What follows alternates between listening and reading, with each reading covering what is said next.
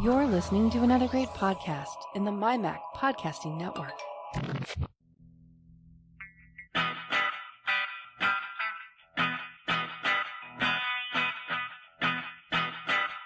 Hello and welcome to another edition of the show where we take a wander around the week in Apple, Apple News, reviews, technology, associated products, and all sorts of other things that catch our eye. This is another episode of the Essential Apple Podcast. Hello everybody and welcome to the show the week after CES. Which was this year surprisingly iterative, I thought. The giant roll-up TV was back again. I guess that means it's moving towards becoming a consumer product. That is, I have to say, something I really like. I don't know about you boys. You seen the giant roll-up TV? I didn't see that one. It was there last year as well. It's the thing like a roller blind. It comes up out of a box. Oh, yeah, I remember it last year, Yeah, LG, I think. Too much attention to CES this year. No, well, it was surprisingly iterative. There was a demonstration of my sci-fi fantasy, over-the-air power. Bring it on. I don't care if I get microwaved. No more cables. Take my money. Take my money. They're saying that could be in consumers' hands by 2020, everybody. Yes. Anyway, after all that, this week I am joined by my semi-regular co-host, Nick Riley. Hello, Nick. Hi, Simon. How are you? Not too bad. If you hear me coughing, I'm just, slowly dying. Yes, a lot of them about at the moment. Yes. And I'm also joined by Donny Yankellow. Hello, Donny. Hello. And we also have with us Pete Knowlton of Ghostery. Hello, Pete. Hey, how's it going? Yeah, it's going good. It's going good. And for anybody who doesn't know, and if you listen to this show, you damn well should know, Ghostery is the amazing free anti-tracker which helps you browse smarter, giving you control over ads and tracking technologies. And we're going to talk to Pete all about that, and he can tell us all about the history, the philosophy, and all the rest of it about Ghostery, which is great. So, yes, Pete, tell us about yourself. How did you end up working at Ghostery? It is a torrid story. No, I'm just kidding. So we basically, I worked for another larger tech company, and some of us broke off and started working on the Ghostery concept. And as some of our jobs filtered and disappeared, we started cherry picking some of our favorite past employees and coworkers. And for me, it started in 2012, but for Ghostery, 2009. And actually, this is our birthday year, so July of 2019 will be 10 years for Ghostery for the very first time online. So we were all together in New York this past week planning our birthday celebration, which turned into an interesting conversation. But we said hello world in July of 2009, and we have grown and shrunk and grown again as far as companies are concerned. But we're here alive today, and we have it's going to be a good year for us. We're really excited about some new things working on, and it's just that's how it all started for me. But yeah, 2012 for me, I came on as the lone production support technologist, I think was my super cool title. But basically, I was the only guy who was handling all of the support requests, making sure that everybody that uses Ghostery was happy, and trying to solve the world's problems over email. That's excellent. Yeah, I used to apply to trade shows. When I went to trade shows, I always used to say my title was Wizard of PostScript. I'm the chief problem solver on my business cards that I hand out at trade shows. That's right. Quite right. Let's yeah. So there we go. So obviously, let's just start with the basics, Pete. Just explain to anybody who doesn't know, and as I say, everybody who listens to this show damn well should know exactly what Ghostery is all about. Yeah. So again, I'm just going to pretend that nobody knows who we are. We're a browser extension. And the idea is that we pull back the curtain on every website you visit and show you all the different companies and the tracking technologies that said companies may have on the pages, either embedded in the advertising images themselves or just lone JavaScript running around on the page. And we show you who they are, first and foremost. And then secondly, we give you the opportunity to block if you want. We give you the opportunity to now actually it's a dedicated ad blocker or an anti-tracking suite. But it basically gives you the opportunity to control who and with whom, where you get to share your data with. So you can turn off all those tracking scripts on a page-by-page basis, on a company-by-company basis. If there are certain companies that you want to help out and that you feel comfortable with their data model, you can allow them. You can whitelist. So when you go to your favorite banking site or your favorite weather site, you want them to know where you are. So you want a good user experience. So you allow everything on the page to happen. But on some other pages, you just want to go dark. And so you can block everything. Fantastic. Yes, I've been using, I can't remember how long I've been using Ghostery now. Quite a long time, not 10 years. I can't claim. I can't claim to have been using Ghostery for 10 years, but I have been using it for considerable time since as soon as I came across it. Effectively, I don't know where So I guess somebody pointed to it on a tech blog or something, and I immediately thought that sounds interesting, and I've been using it ever since. But you support a wide variety, don't you? I'm just looking at the page now. Firefox, Chrome, Opera, Safari, Edge, Internet Explorer version 5, and Ghostery Lite, of course, for the Mojave Safari. Yeah, we had to be creative. Safari updated their blocking API that we used previously, so we had to come up with a new version, which is Safari Lite. We just, with the tools that we were given, we made this new version. Usually when you hear the term light means free, but it's just a more lightweight version. You don't have the actual company by company tracking blocking ability, but we have it like broken out by category. So we have an advertising category, audio visual category, so you can go through and block it that way. Yeah, but it's still really good, and it still speeds everything up really, really well. Oh yeah, I actually really like the new version. Yep. I'm on Mojave, so I'm running the Ghostery Lite extension. And we've just explained part of the reason for that is, of course, because Apple implemented their own blocking of a whole load of things, which Ghostery, used to use Ghostery to do. So in the Mojave and up version of Safari, they have a whole load of anti-tracking technologies of their own, don't they? So you kind of slim down what Ghostery does on Safari because there's no point trying to do it twice, effectively. Yeah, that, and also the access points that we had previously with the new updates were just no longer available to certain extensions. So we had to, like I said, be creative and go and do some other stuff. Yeah, no, that's good. And of course, you can get a Ghostery mobile browser. There is no Ghostery for iOS as such, is there? You have to have, if you want that, you use the Ghostery mobile browser, which is also available on Android. And now there's one here I'm not familiar with, Pete. You support a browser called Clix, CLIQZ. Yes. Yeah. So that was the interesting change that I was talking about earlier. So in 2017, we broke away from our parent company and joined a German-based privacy company called Clix. And the Clix browser is obviously their flagship product. It's a complete privacy-centric web browser with their own built-in search. And we revamped the extension so that it was compatible with their browser as well. Okay. It's a really neat browser, buddy, that's concerned that doesn't want like the nitty-gritty and craziness of Tor.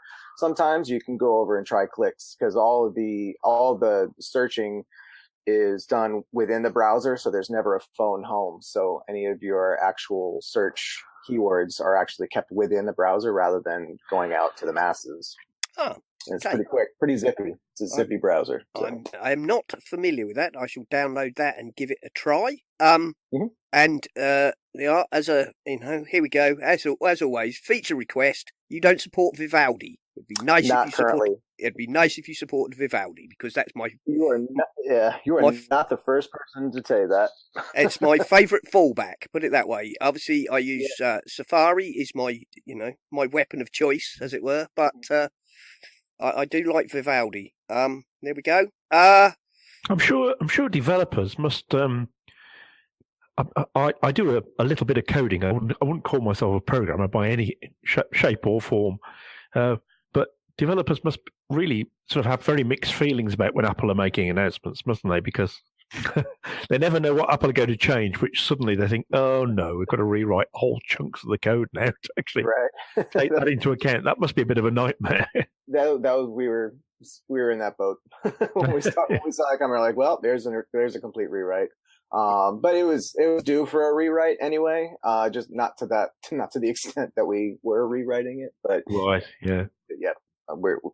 I agree. Right. So this is something that it usually comes up when we're talking to people like like yourself, like Wire, like Proton. A lot of people always get a bit edgy, if you like, about products which are completely free to use. Now Wire, they offer the use of their voice over IP for personal use. It's free, and when we've had Wire on, Sim explained to us that there's a corporate version which is paid for, and that is what pays their bills. That's how they make their money, and that's how they can support a free version. So, how does Ghostery, pay to keep the lights on then, Pete? Because obviously, how do you pay to keep the lights on? As you give away your browser extension for free. Mm-hmm. Yeah. So this year is actually we're working on that quite diligently. We're working on the whole concept of privacy as a service. Subscription-based models. We're releasing on Tuesday, fingers crossed, our Ghostery Plus model, which will be our first paid tier concept of Ghostery. Say right off the bat, Ghostery browser extension will always be free. There will always be a free version of that. But like you said, it's nice to eat and pay your rent. So we're trying to figure out how we can do this in the best way and the private way with our users' best interests at heart. So we have, like I said, Ghostery Plus coming out. There'll be a subscription tier. We're going to be providing new themes, support, VIP support, and various other levels. And this is we're dipping our toe into this very slowly because we want to make sure we do it the right way.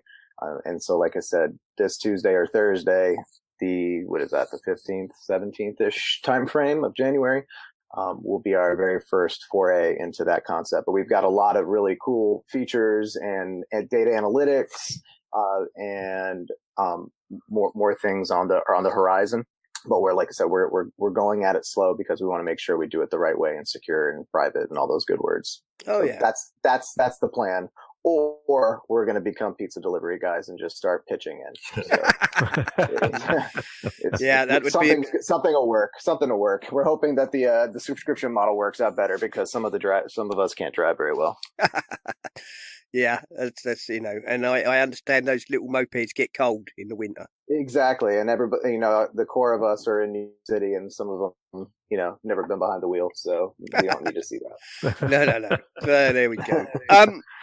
Yeah, you mentioned there basically, privacy as a service, and when we had Dr. Andy Yen from Proton on, he was he's very much been talking over the last couple of years about how he believes that the next big wave of monetization across the web could well be, and obviously he's hoping so because he runs a secure email service and a VPN, but is that the next big wave of monetization could well come in providing privacy as a service, and Proton provide a free VPN, or at least a free level of VPN, and a free level of encrypted email. But obviously, in order to do that, there are paid levels. I am a paid subscriber to both. And I think that's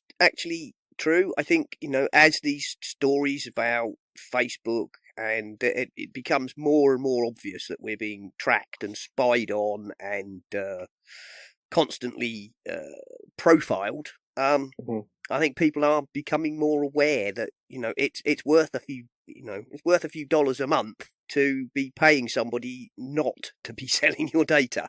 So exactly. There's so many more touch points now these days. Our gaming consoles are connected. I mean, we were talking about Alexa earlier. I mean, everything we have is now connected, and there are so many opportunities for that data collection. So there should be an equal amount of opportunities for us to provide a safe, private way to use these devices and figure out what's the best model for it. There's always a magic number that people are willing to, or will be safe handing over to $5 a month in order to make sure that their whole connected house is secure, that their phones are secure, everything. There's a full family concept of security, internet security, privacy.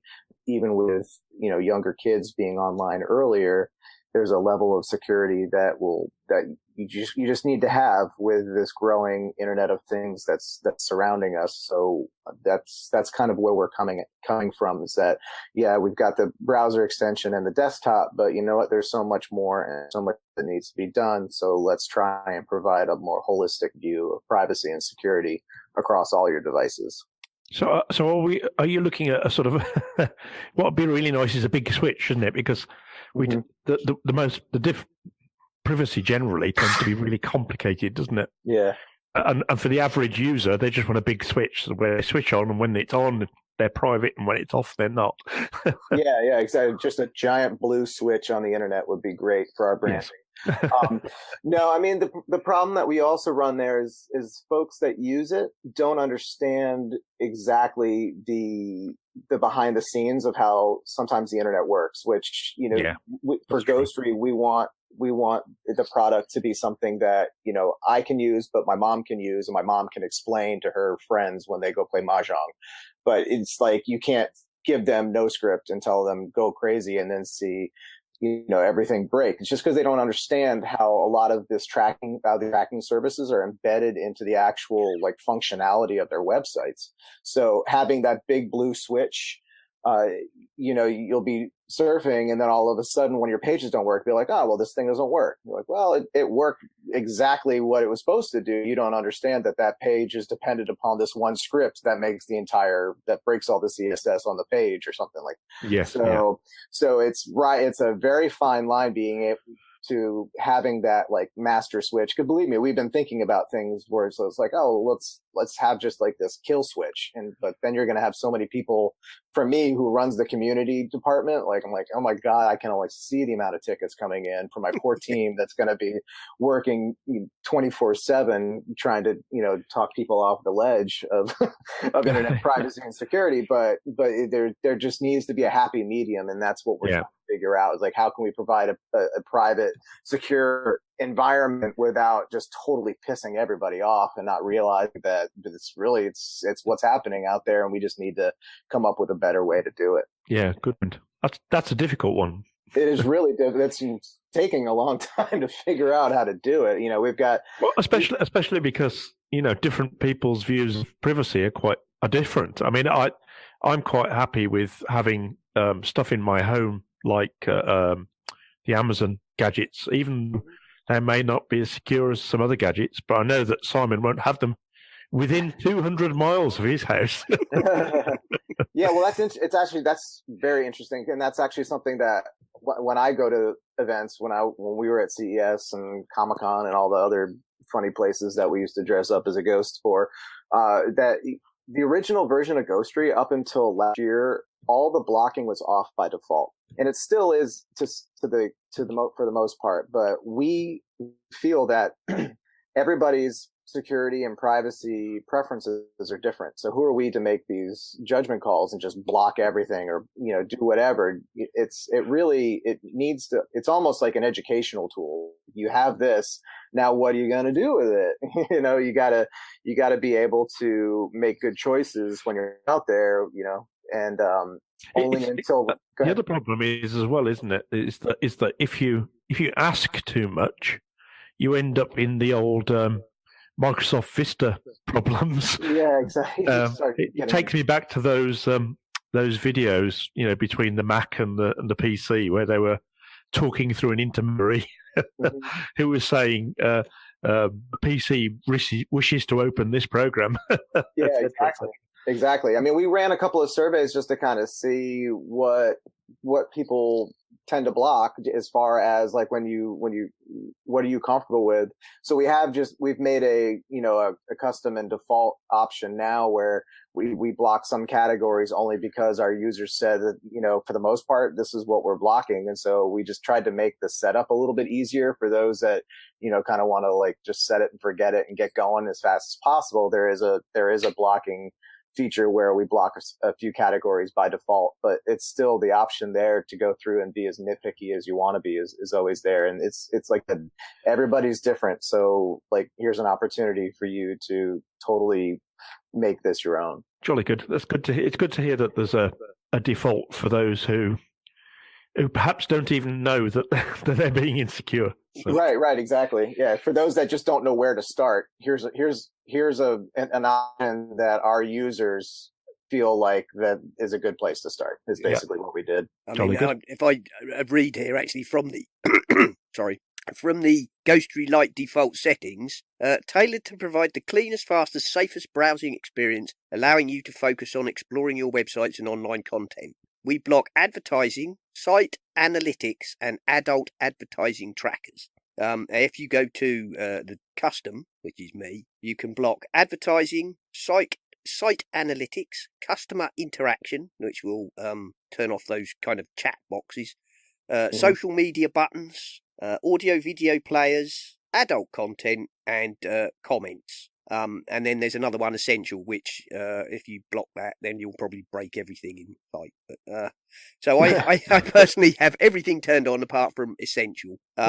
And then I think there's a couple of things that I'm not sure. I go in and I think there's a couple of things in the previous version. I used to allow Gravatar and Discus. Yep. That was about Those it. Popular. Yeah. Gravatar because it publishes your avatar on a whole load of sites, and Discus is a commenting tool, isn't it? But and those categories are the same across. Like that's the one thing. Like the categories are the same across all the different browsers and mobile users. So the only difference between that Ghostery Lite section, like we talked about, is that you can block it at the category level, but then in all the other extensions and all the other versions, you can block by category, or then you can go through and unselect. So it, like for the Gravatar situation, what is in that customer interaction? Is it whatever category it's in? Yeah. You could block that whole category, but then just scoot down to Gravatar and allow that, so you can move forward. So there's the level of granularity is better with the more specific in the other extensions. Yeah. But now I just thought. Sorry, Simon. Go ahead. No, I was going to say I basically I block pretty much everything. If I go to a site and it doesn't seem to want to work, I just do the temporary pause Ghostery and reload the page and carry on from there. Yeah. And if it's a site you use regularly, obviously you can just add it to the whitelist and say don't block this page. So yeah. We're working on ways for the extension to actually tell you which tracker might be causing issues on the page. Like we've got a little snail there saying, hey, this one's taking a really long time, or there's a smart blocking feature in there that says, this one's taking, if it takes more than 4 seconds to load, it allows it so that the page works. But specifically, there'll be a little exclamation point or some sort of notification next to the tracker that's saying this might be the one. We can't be 100% sure, but it looks like this script is causing issue on the page, to try allowing this one, rather than just go, like you said, rather than just pausing everything run and then all the scripts collect. You can try on a 1-by-1 basis, and if that doesn't work, then pause and reload. No, because I also was pleased to be in receipt of some rather nice Ghostery swag not long ago. I retweeted something that your boys had put out, and it was like first I don't know however many 5 or 10 people or something to retweet this will get some swag. And I thought, oh blimey, only 5 people in the whole world or whatever it is. I've got no hope. I haven't even opened Twitter for about 6 hours. Well, I retweeted it anyway, and apparently I was lucky enough, and I got a rather nice shirt and some nice Ghostery stickers, and best of all, I think I've got a rather nice blue aluminium ghost keyring, which is the keychain, the worst bottle opener ever, but it's the best keychain ever. The little hook on the tail is supposed to be a bottle opener, and sometimes it works and sometimes it doesn't. It's a cute little keychain thing, but yeah, no, we've been working hard on keeping, it's the best way to be really in touch with everybody through social media. So we've been running some more fun stuff. Plus, I design all the brand stuff and shirts and everything. So I'm constantly looking for the next greatest fun T-shirt to make to throw around there. So it's a good time. It's a way to be creative without banging my head against the wall sometimes. Yeah. How did you come up with the name Ghostery? I wish I came up with that. So no, it's the original developer, David Cancel, came up with it. We chatted with him. He said whenever he creates a company, he would just add an ERY at the end of it, which goes against what he's currently working on now. But he created it, like I said, 10 years ago, built it just to he was just curious one day to see, it was the rise of third-party tracking. There wasn't so much going on 10 years ago, but more so from a MarTech standpoint, just curious to see what was going on behind the page. And he just wrote this little script and threw a little ghost up there. I think it was one of the actual original Pac-Man ghosts, which of course had to get taken down. Yes. But yeah, that was it. He was just curious one day to see what was behind the page. Right. The original version didn't block. Nothing happened other than just a purple box that came up with a list of the different companies that were there. Actually, just the scripts, didn't even have the company names, so you had to go through and research everything. So once we took it over, is when everything else kind of started happening. Cool. Yeah. Oh yeah. That. So No, go on, Donny. Sorry.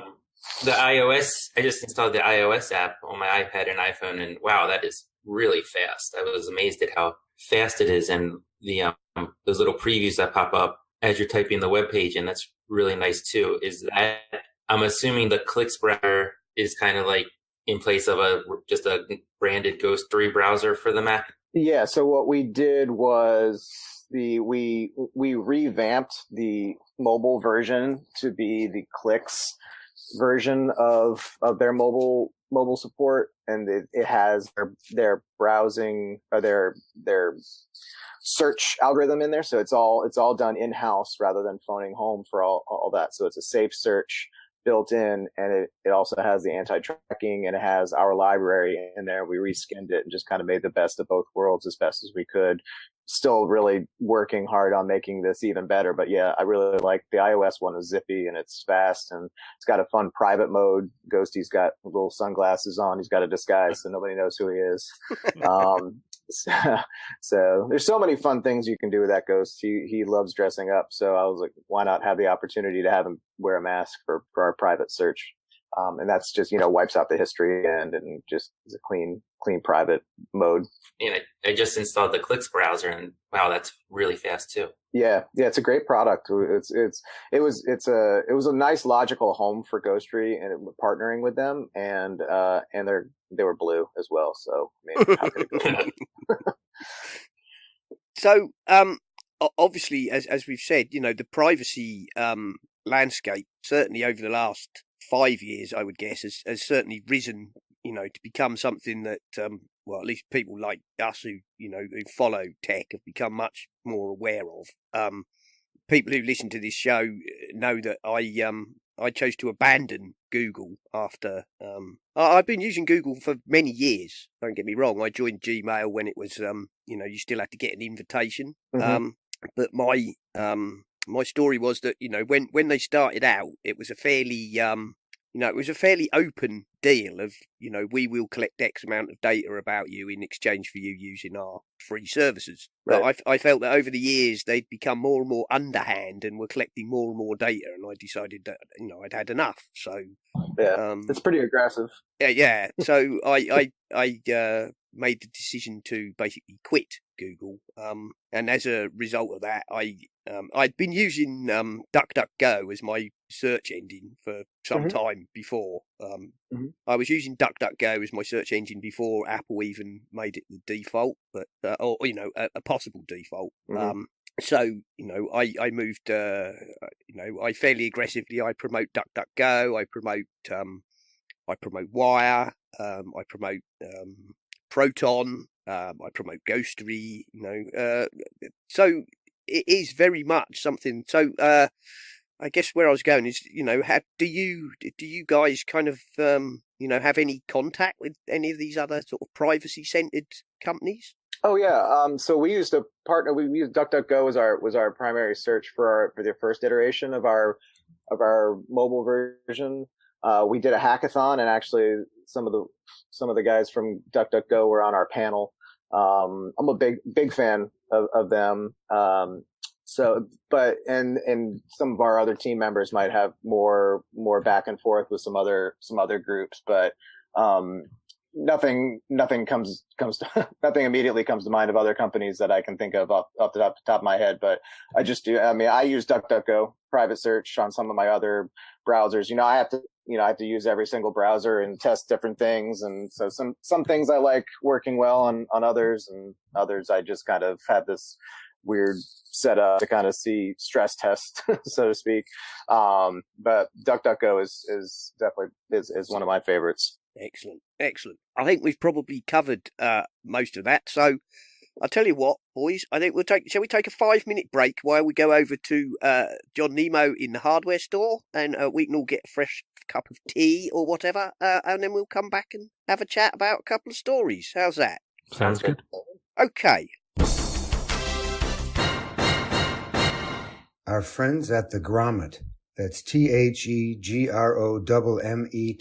www.thegrommet.com, have an exciting new product that will be the best $20 you spent in a long time if you do a lot of selfies or close-range photography where the lighting is a problem. It's all one word called the Glow Lens, GLOLENS, the Glow Lens Clip-On Smartphone Light by Fashionit, FASHIONIT, $20 in the US, comes in a silver or gold color. You charge it up using the included micro USB cable, holds a charge for a long time, has a sturdy and attractive clamp clip that you clip to the back or the front of your phone, and it works with any phone at all, any iPad also. Then on the bottom, there's a little white button. You press that, and it lights up. Press it 3 times. Listen to this. Those are the 3 lighting levels, and it gets brighter, and very bright, using the 3 light settings to cast you in your best light, as they say. You can wipe it clean with the included microfiber pouch, and the lights are 12 LEDs, creating an ideal illumination environment for selfies and pictures, 4 warm and 8 cold as far as the color temperature of the light. There's an optical quality wide-angle lens, so you don't get any distortion by putting the glow lens on the front or the back of your phone for the camera. Check out the link on the website, because there are some good pictures at thegrommet.com, and I think for a little amount of money in whatever your local currency is, and I'm sure Simon will do his best to find the UK and international pricing for the glow lens, you will be glad to use this, especially if you know young people who do selfies. So hint, hint, if you know any young people who do a lot of selfies, or people who like to work in a low-light environment, the Glow Lens Clip-On Smartphone Light by Fashionit is definitely worth considering. In the under $20 range is the most extraordinary value we probably will have all year. Mac OS Mojave, The Missing Manual, the book that should have been in the box. First edition by David Pogue, David Pogue, one of our very, very favorite authors. Paperback, $17 more or less. Kindle, $13 more or less. The actual sticker price is $25 US and Canadian $33. So you buy it now, get a terrific price, There's 863 pages of everything you need to know about the new Mac operating system. So whatever you need to know, anything at all that Apple provides in Mac OS Mojave, David Pogue has got it covered with humor, with wisdom, with graphics, with detailed steps, and with the missing manual web links for all the content that is included in this extraordinary and detailed book. So well done, David. And that's Mac OS Mojave, The Missing Manual, first edition by David Pogue. Hope to be back next week. If not, I'll be back in 2 weeks. We are still waiting for some big shipments here at Nemo's hardware store. Thank you, John, as always, and links for those products will be in the show notes. Okay, whilst we were taking a break, Pete has offered us 10 swag bags of Ghostery goodies to give away. So if you would like a bag of Ghostery goodies, probably a t-shirt and probably, I guess, one of those ghosty keychains and some stickers. Absolutely. Yep. Email the show, which is essentialapple@sudomail.com, and that's SUDO mail.com. Another privacy-centered service, and say that you are interested in a Ghostery pack, and the first 10 people to email will get one sent to them by Pete, who will raid his cupboard of Ghostery goodies.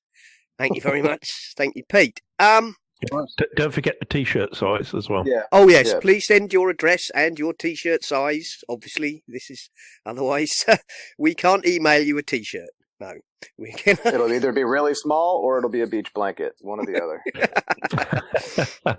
Yeah, beach blanket probably do me. Right.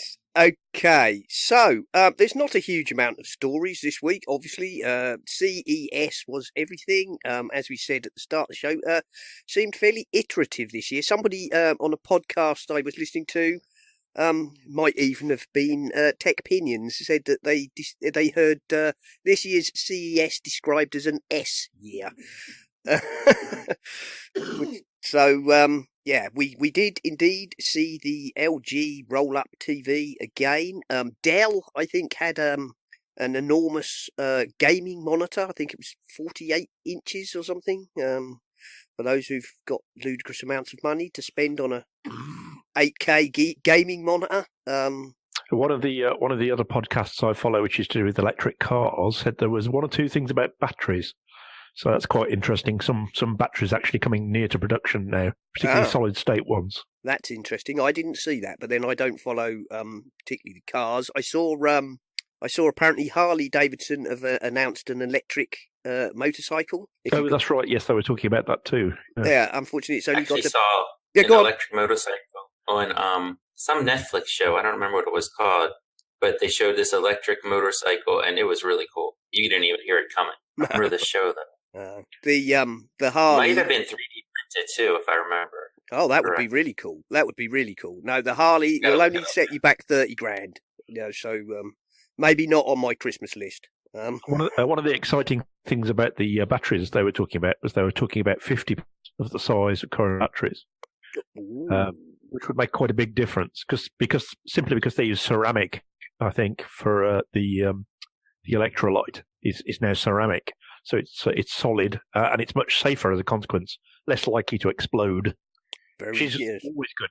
Well, obviously we've talked about battery technology on this show whenever we come across it, and I know one of the things we talked about before was a guy was talking about making glass. I think when he was talking about making the batteries out of vitrifying the the electrolyte. For the same reason as making it, because that way it's more condensed and obviously it's stable that way. So at the time I think all these things were sort of 5 to 10 years out. Well, eventually 5 to 10 years has to go past, and these things do actually start to turn up. So that would be that's right. So it's still fairly small numbers, but at least they're starting to produce them now. So that's good. Well, that's good. It's all good stuff. Apple, of course, announced that they are bringing iTunes to the Samsung Smart TV. I thought that was an interesting way around you got that, wasn't it? Samsung that announced that iTunes was coming to the Samsung TV. Was it? Well, no, I think it might have been. Yeah. However, I mean, Apple and Samsung have done a deal to bring, put iTunes on, and the iTunes, on Samsung smart TVs. I saw a comment from Rennie Ritchie where the title was, Samsung TVs to get iTunes. Wait, what? Well, it'll be interesting to see how long that deal lasts, and assuming it's going to grow to like the iTunes app will be on Roku's and other branded TVs, besides just the AirPlay, the actual iTunes app, if they're going to go further than the TVs. As far as I can tell, and at the moment it seems to be only the Samsung who've got direct access to iTunes, although AirPlay 2 and HomeKit support has been announced for pretty much every other smart TV maker. But I would imagine it's like the whole AT&T with the iPhone thing. After a year or so many months, that app's going to be everywhere. Oh yeah. I think the CNBC story, which I've linked in the show notes, says that Apple say it will be coming to other TVs, but I guess they've done an exclusive deal with Samsung for, I would think, a year or 18 months. So is this Apple realizing that they can't really keep Apple TV enclosed any longer? That they're going to have to be a bit, well, iTunes anyway, and that they're going to have to be a bit broader than they have been if they want to get into that space, I think it's very much. A load of people seem to, announce it as if it was some kind of betrayal, but I thought, well.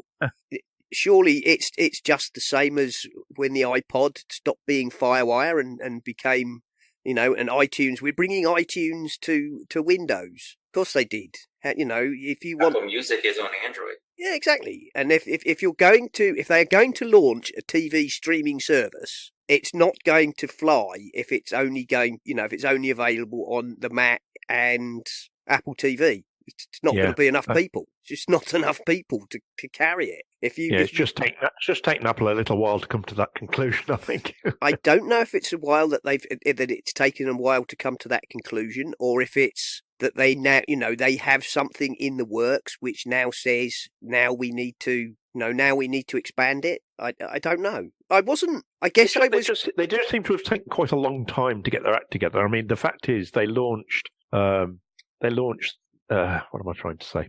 The AirPlay and all that.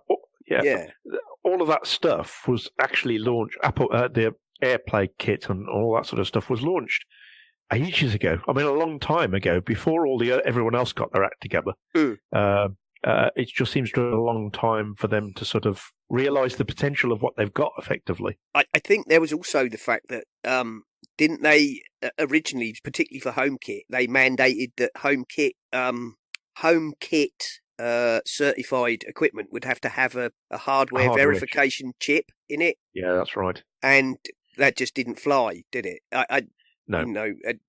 I understand why they wanted to do that. They got away with doing that with Lightning and so on, but it didn't fly because Alexa and Google were available, and people just started saying, well, we can do that for the price of a software development kit. We don't have to put a $5 verification chip in our hardware. Yeah. And Apple finally dropped that. I think they realised that it wasn't going to work, and they finally relented and said, okay, we'll do software verification. Absolutely.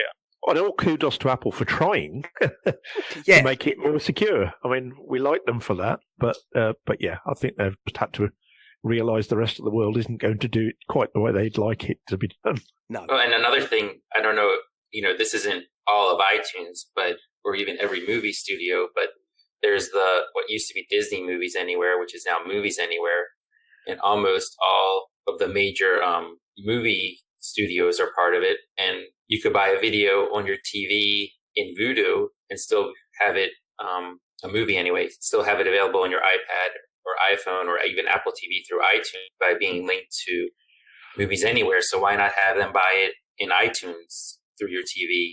Yes, I suppose so. Get that money instead of letting Vudu buy it and put it on your phone through iTunes. That's a good point. Yeah, I think this, it's fairly clear now that Apple are going to launch a service which involves their own created content. They're going to try and do a Netflix, and how that's going to pan out, I don't know. But if you're going to do it, you've got to get it out there. We've said it before, haven't we? But Amazon ebooks, they didn't rely on the Kindle to get that product out there. They made the Kindle app for everything. You can probably read a Kindle book on your toaster if you can be bothered to wangle a Kindle app on there. So that means you would only be able to read when you're making toast. I mean, but you know what I mean. The Kindle app is available on your Mac, on your iPhone, on Android devices, and everywhere pretty much. And that's what sells. That's what sells Amazon's ebooks, not their Kindle hardware readers. Yes, if you want media everywhere, then you've got to make it everywhere, haven't you? Yeah, and if you're going to, I'm a firm believer that if you want to sell a service, realistically, you need to make it as ubiquitous as possible, which I'm sure Pete would agree with. If you did Ghostery for Android, that's lovely, but if people start using something, they want to be able to use it wherever they go. So, yeah, it was, I guess I was caught on the hop by this announcement and yet strangely unsurprised. Surprised maybe that Apple themselves didn't make more of a thing of it. Apparently they were sort of skulking around CES in the background, talking about it, but that, other than their what happens on your iPhone stays on your iPhone, trolling, they don't do CES, do they? So there we go. As I mentioned, Spigen over-the-air charging case brings us one step closer to truly wireless power. Gizmodo, this story is, it's been elsewhere. What can I say? I love it. People who listen to me regularly know what I think of over-the-air power. Bring it on. Bring it on. I heard recently that there was a company developing rapid charging, not rapid, just charging for cars. And they've managed to get it up to a really high efficiency, something like 80-odd%. That's pretty good. It's pretty impressive, really, considering the air gap between a car and the charging point.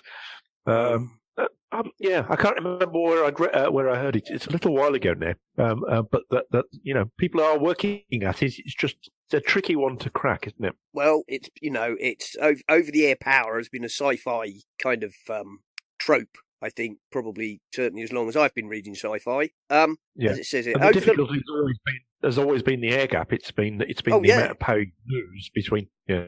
Exactly. Over the past few years, Ossia has impressed us with demonstrations of over-the-air power delivery systems, which promises to make charging cables and pads obsolete. It's always just been demos and prototypes, which feels like a constant tease for a future we actually want right now. At CES 2019, however, Ossia have worked with accessory maker Spigen to develop a truly wireless charging case for smartphones and given us a more solid timeline. The Spigen Forever sleeve is reminiscent of other charging cases with a battery, blah, blah, blah. It features a coater chip allowing it to receive and convert wireless power signals to usable electricity. There we go. 10 to 12 feet, apparently, from the transmitter. It's not bad, that small room. No, well, within 10 to... ideally, I guess, in the thing, what you would want in the end would be, a transmitter that could be fitted... Or a little network of them, perhaps. Yeah, that could be fitted or fitted like in your light fitting. That would be good, wouldn't it? In the middle of the room. I mean... Oh, yeah. If you'd have to have a room bigger than 25 foot then, really. Anyway...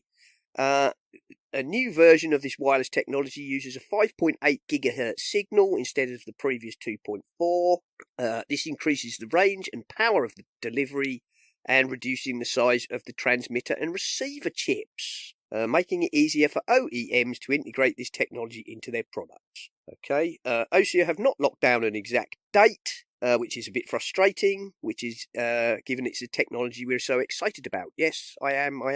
Give it me.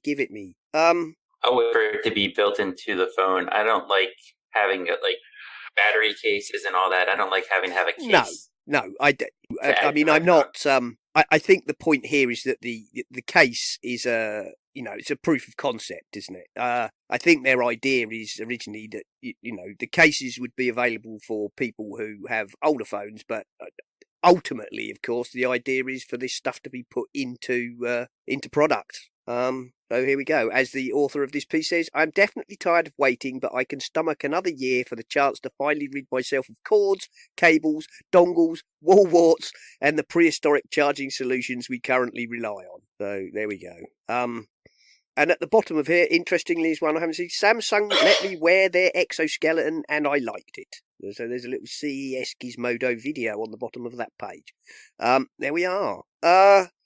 What else have we got? I mean, there were various other things. Security-wise, 14 iPhone apps have been found to be communicating with a malware server.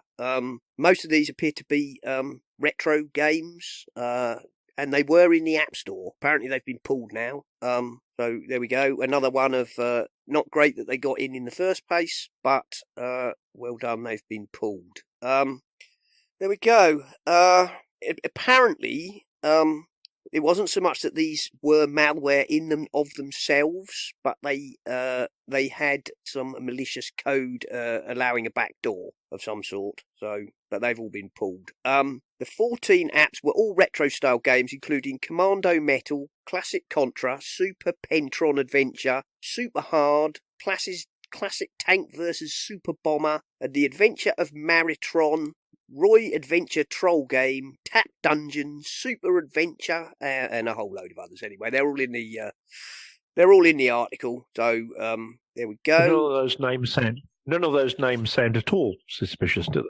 No, not at all. Not at all. There we go. Yubico hardware authentication through Lightning is now going to be possible for those who are not familiar with them. The Yubico hardware two-factor authentication keys, they do a whole range. I think they start from about $10 for a basic one, go up to quite a lot of money for a very flash one. So how does that work? What, the hardware authentication? Well, they're basically dongles. And you use it. So do they plug in through the Lightning connector? Yes, well, previously they've had a variety of USB versions. Yubico have now received MFI certification from Apple, meaning that there is a Lightning YubiKey dongle coming to the iPhone soon. And this is like a small, looks like a USB key type thing. And the one in the photograph here has a USB-C connector on one end and a Lightning connector on the other. Hardware authentication dongles. I think this is something that's going to become possibly more and more popular because it's become fairly clear that SMS is not really a secure enough method for two-factor authentication. It's too easily snooped upon, and apparently even those like authenticator apps that generate numbers, apparently some of those can be man-in-the-middle attacked. That's less effective, obviously, because the numbers that are generated by those only last for 30 seconds or whatever. Pete, have you got any comments on that? Oh, is he here or is he gone? Did we lose Pete? I'm talking with the mute button on. We've all done it. That was well. That'll give you privacy, won't it? Yeah. That was a JV move on my part. Sorry. Okay. You're referring to the man-in-the-middle attack, the apps that are in the store. No, I was referring to the fact that a lot of security experts are now saying that SMS and even to some extent the authenticator type apps which generate 30-second one-time tokens are not necessarily as secure as we'd like for two-factor authentication. Now, I'm sure they're secure enough for you and me, but they can be man-in-the-middle attacked. Yeah, I think any of that stuff that's third party has the ability for it. I don't know enough about it probably to make a smart statement, but I'm always wary of any of the third party authentication that isn't coming from anything that I truly trust, and companies that I know what they stand for and what they're after. So are you are you a fan of hardware authentication then? And of course, all of our internal systems people make sure that we have all have all of that set up. I'm a big fan of like password protection using LastPass and authentication in that respect, doing that. So I definitely think it's a good idea. But like I said, I don't know enough about some of the other players in the field to kind of have like a comparison to make. I do what I'm told in a lot of respects, as far as and it's also I think if you're like me, I'm well known for donning my tinfoil hat. On this show. But of course, it is a constant trade-off of convenience versus security, and you have a tendency to get a little lazy in that respect. So I definitely, any sort of additional authentication that you can do is helpful. My only stance is just make sure you're using a company that you know about, rather than just randomly swimming through Instagram and you see this cool post of this new product that's going at it. Just don't automatically assume that they're in it for good. Make sure you do a little bit of research and don't just start blindly acknowledging and accepting and signing in with Facebook accounts and all that kind of stuff.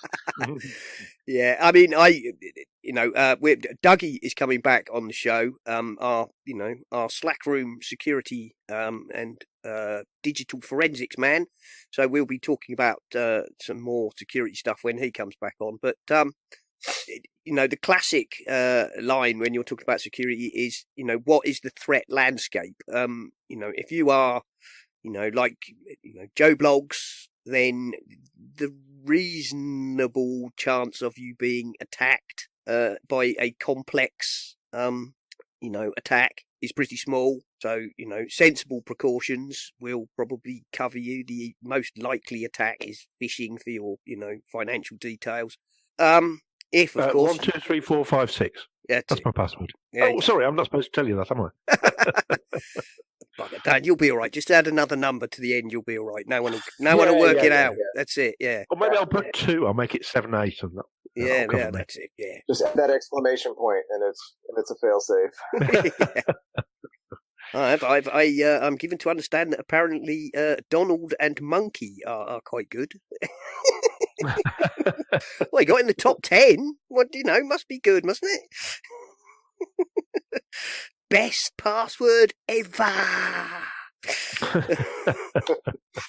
I can imagine those hardware keys. I can see companies going for that. Yes, rather than relying on a third party, is actually sort of generating your own keys, as it were, is always preferable, isn't it? Well, the idea how they work, basically. I mean, they work in a similar manner to things like Google Authenticator or Authy or whatever. Yes. You purchase the key and you pair it to your device. And to be honest, there are NFC versions available. So the fact that there's not previously been a Lightning version is not the end of the world. There are plenty that you can just put next to your iPhone. And the idea is, instead of having to two-factor authenticate by getting an SMS code or using a code generating app, when it says two-factor authenticate, you put your hardware key next to your device. I mean, they're particularly useful, of course, on laptops and desktops, because you can just have a little one that goes in your USB port and basically proves that you are who you say you are all the time you're online. Yes. Yeah. I am actually considering getting one. Not necessarily a YubiKey, because the YubiKeys are quite expensive, or some of them are anyway. But other manufacturers are available. Again, it's like VPNs. A couple of years ago, only geeks and nerds, bothered with VPNs. Now VPNs are moving into the mainstream. And yeah, as Pete just said about do your homework, as we know, VPNs in particular, you need to make sure that you have a trustworthy provider, as it's been proven that lots of these get a lifetime of VPN coverage for 14 pence halfpenny have turned out to be effectively useless, or even worse, actually spying on you. Well, there we go.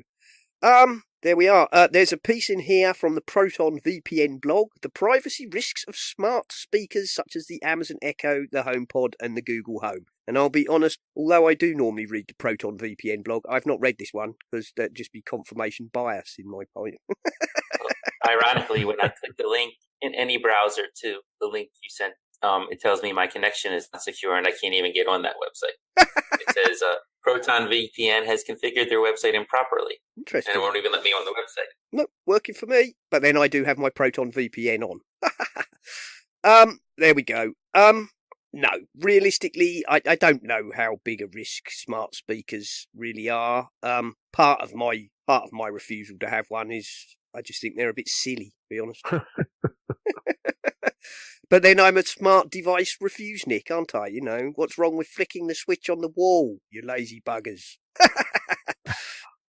No, but, you know, as usual, probably sensible advice on there from the Proton VPN blog. I guess we're probably coming towards the end, boys. Alistair has published, that's Alistair from the Slack room. He has published a piece called Dear Technophobe. Link in the show note, and it's basically a plea to all those who want help from us geeks and technologists not to get arsey when you ask us to fix your problems. Basically, I replied in the Slack to him about it, saying I'm yelled at all the time when an iPhone or iPad doesn't work, and it's always my fault that something doesn't work on the iPad or iPhone, and I better fix it. Yeah. This stupid thing is busted. You've done something to it. Yeah, me? Right. Me? I get a call from my mother all the time. What did you do to my iPad? There we are. Okay. Resize Master was this was you, Donny, wasn't it? The right. Batch resize and watermark pictures on the Mac for free. This is I've only used the watermark feature, but it worked really good and really fast and for free. Hey. Yep, that's it. That's there we go. Free is always good. It is. Free is always good. And I think we're probably pretty much done.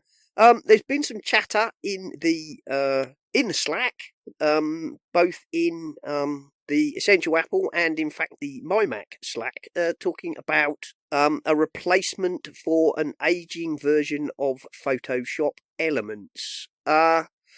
General, several things were tossed around. Pixelmator, of course, Affinity Photo. I chucked into the mix, which surprised a lot of people, Graphic Converter, which many people seem not to realise is still around, and also didn't realise is in fact now a full-blown photo editor in its own right, which for $40 is not a bad look. A free trial is available, of course. In the end, it came down to what works best for you. Most of them have a free trial. You can get a free trial of Affinity Photo, which I think is about $50.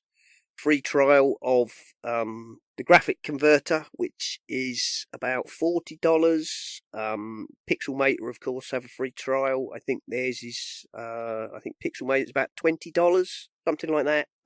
And of course, there are loads more. There's Acorn, and there's GIMP, and there's Photoshop Elements itself, and a whole load more.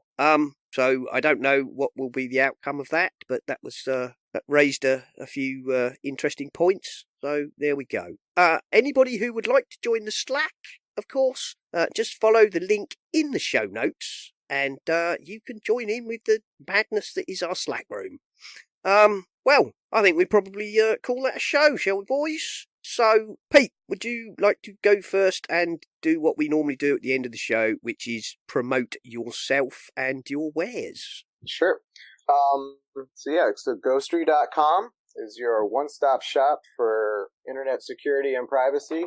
You can visit that website, and it'll auto-detect whichever browser you're using. So we make it as easy as possible for you to get going. It's 2 clicks and you're off to the races. So Ghostery.com, and you're all set. Thank you very much. Appreciate it. And of course, you can follow Ghostery on the Twitter as @Ghostery. Donny, Sure. RTTEACHR on Twitter. You can find my artwork and links to everything at hedgehogalley.com. And I now have a YouTube channel that has a bunch of how to draw videos, and I'll be adding videos to there regularly called Scribbly Studio, SKRBLY. Excellent. And Nick is Nick is at Spligosh on Twitter, very, very occasionally. Because I looked, and your last post was August 2018. And that was probably only me retweeting Bart's show. I think it was. Yes, I think it was. I was on Let's Talk Apple. So I'm afraid I'm not an avid Twitterer. I am on Facebook, but I'm not going to give everyone that connection because I don't want them to have it. Quite right. Quite right. You know, I don't have any truck with Facebook anyway, but there we go. So, thank you very much, Pete. It's been a pleasure. Let us know if you know. Let us know if you have, when you have some new developments, because we'll be happy to have you back on the show to talk all about whatever your next step is. And I guess I think we should all just say goodbye. Oh, goodbye. See you later. Bye. You've been listening to the Essential Apple podcast, and I'd like to say if you enjoy the show and would like to support us, feel free to go over to the website essentialapple.com, and you will find links to both Patreon and the Pinecast Tips Jar, where you can make a donation towards the costs of the show, or even if you're really keen, you could set up a recurring payment. And thank you very, very much to all the people who already do support us. We really do appreciate you very much indeed. This show is, of course, part of the My Mac podcasting network, where you can find a variety of other shows like the My Mac podcast with Guy and Gaz, the G-Men, Tech Fan with Tim and David, the Nintendo Club podcast, the geekiest show ever, the Three Geeky Ladies, Bart Bouchot's and his wonderful Let's Talk Apple, and possibly some more that I've forgotten. So why not go over to mymac.com, take a look at the available podcasts, and take a listen. 5, 4, 3, 2, 1. and we are go. Go. Wait. Go where? The commercial, Guy. We're recording a commercial for the mymac.com podcast. Ah, so we're recording the podcast now. Well, no, not now. At the moment, we're recording this commercial. So when do we go? Go where? I don't know. You started this whole go thing. The G-Men on the mymac.com podcast. We have no idea what we'll say next. Oh, this Clicks browser is really fast. Yeah, they're like the anti Google. Mark, the CEO, is just really passionate, like to the point where we don't use any Gmail products or anything. You know, some of it's a little frustrating because Google Drive was where I had all my stuff. But for the most part, but yeah, that search algorithm that they built out for that, they've actually stress tested it against Google search, and it actually like comes up a couple of points ahead, which is pretty amazing. It's just, you know, taking on somebody like Google, it's like next to impossible, but it's really a cool service. And also you have the video downloader built in, which is cool. So you can rip YouTube videos right from the browser. Oh, that's really cool. Yeah. And I just loaded Amazon in Safari and then loaded it in Clicks, and you really notice the difference. Yeah, it's fast. And they had built out their own kind of blocking suite as well. And then it's funny when the four of us went out to Munich to meet the team, they all thought that we were buying them.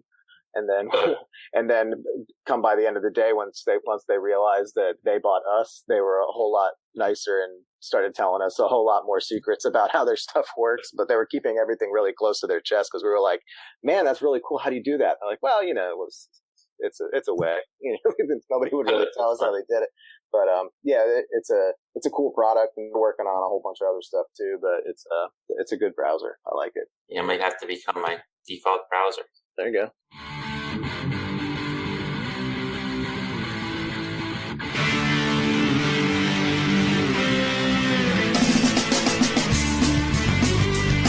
This has been the Essential Apple Podcast. Goodbye and thank you for listening.